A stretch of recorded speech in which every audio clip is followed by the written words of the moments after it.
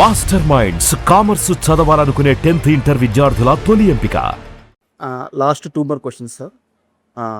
యాక్చువల్గా class topper ఉంటాడు, ఆడికి ఎప్పుడు 95-97 మార్క్స్ వస్తూ ఉంటాయి. ఆడికి ఎప్పుడైనా 90 కంటే కొంచెం తక్కువ వస్తే పట్టుకోవాలని క్లాస్ మొత్తం వెయిట్ చేస్తూ ఉంటుంది. ఇండస్ట్రీలో శేష్ని అలా పట్టుకోవాలని డెకాయిట్ రిలీజ్ అయినా Day 1 ట్రై చేశాడు. బట్ Day 2కి మొత్తం మారిపోయింది. శేష్ మళ్ళీ దొరకలేదు. బట్ Day 1 గట్టిగా ట్రై చేశారు. శేష్కి ఇండస్ట్రీలో శత్రువులు ఉన్నారా? Not at all. I don't believe that. I don't think it's that అండి.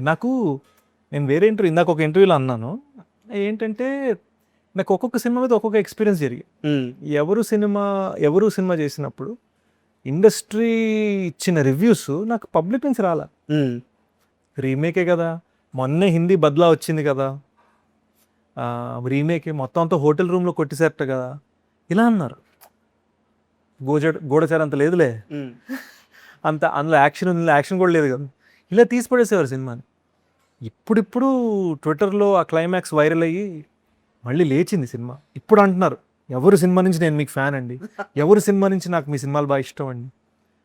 రిలీజ్ అయిన 2 years దాకా ఎవరు సినిమా గురించి పుకారే లేదు పబ్లిక్ నుంచి. సార్ ఇక్కడ ఇది ఒక ఎక్స్పీరియన్స్. ఇండస్ట్రీ నుంచి సపోర్ట్ వచ్చింది కానీ పబ్లిక్ నుంచి రాల.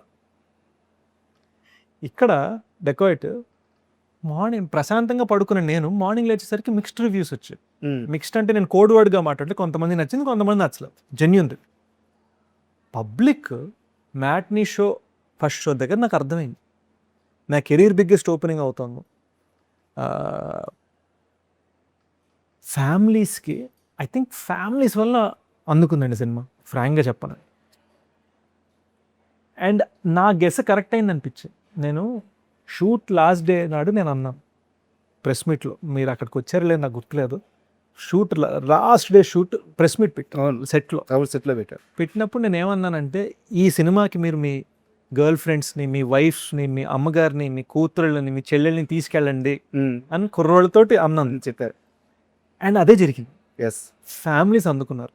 నేను ఎన్ని థియేటర్లో ఎన్ని విజిట్స్లో నేను చేసిన ప్రమోషన్స్ మీరు చూసారు, ఎన్ని విజిట్స్లో ఎన్నిసార్లు బామ్మలు చిన్నపిల్లలు వీళ్ళందరూ నా చేయి పట్టుకునేలా కన్నీళ్ళతో నన్ను చూసారో నాకు తెలుసు.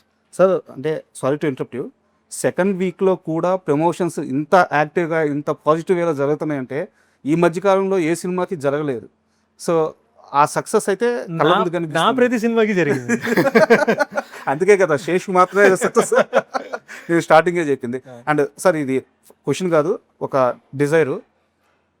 మీ కథతో, మీ స్క్రీన్ ప్లేతో, వీలైతే మీ డైరెక్షన్తో నాగార్జున గారితో ఒక సినిమా చూడాలని చెప్పి, ఒక సినిమా నాగార్జున గారు హీరోగా కావాలని చెప్పి నేను శేష్ ఇంటర్వ్యూకి వెళ్తున్నాను, ఏదైనా క్వశ్చన్ ఉంటే చెప్పండి అని మా సోషల్ మీడియా హ్యాండిల్లో పోస్ట్ చేస్తే చాలామంది అడిగిన ఇదే ప్రశ్న ఏంటంటే, నాగార్జున గారిని శేష్ కథతో శేష్ డైరెక్షన్లో సినిమా తీస్తే చూడాలని చాలామంది అడుగుతున్నారు.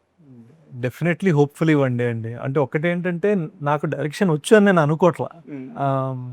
రైటింగ్ నేను చాలాసార్లు అంటాను, ఇది I'm decent actor, good writer, failed director అని అంటాను. అది ఒప్పుకోను సార్. ఎందుకంటే నేను ఇంటర్వ్యూ మొత్తం మీద ఎంతసేపు మాట్లాడినా కానీ నాకు మీ ఫస్ట్ మూవీ గురించే మాట్లాడుతూ వస్తున్నాను. ఎందుకంటే నాకు ఆ సినిమా అంత ఇష్టం. అవునండి, కర్మ సినిమాకి ఒక వర్గం ఉంది. ఎందుకంటే కర్మ రిలీజ్ అయిన 3-4 years దాకా ఆంధ్ర యూనివర్సిటీలోనో ఏదో వైజాగ్లో ఒక యూనివర్సిటీలో నెలకు ఒకసారి కర్మని చూడటానికి కలిసేవారు. ఆ సినిమాని చూడటానికి మాత్రం జస్ట్ వాళ్ళే, బయట ఎవరు మాట్లాడుకునేవారు కదా వాళ్ళు. సో ఒక వర్గం ఉంది ఆ సినిమాకి fans. But ya, hopefully it comes true అండి. Sir thank you very much. ఎందుకంటే ఒక సక్సెస్ స్టోరీ అలా కొనసాగుతూ ఉంటే అది ఆడియన్స్కి కానీ, ఇండస్ట్రీకి కానీ, మిమ్మల్ని నమ్మి మీతో ట్రావెల్ అయ్యే మనుషులకు కానీ, మిమ్మల్ని ఇష్టపడే ప్రేక్షకులకు కానీ అందరికీ అది ఒక కిక్ ఇస్తుంది. సో ఈ కిక్ ఇలాగే కొనసాగాలి. Thank you sir. సో గూఢచారి 2 కోసం waiting sir. Thank you very much. Thank you.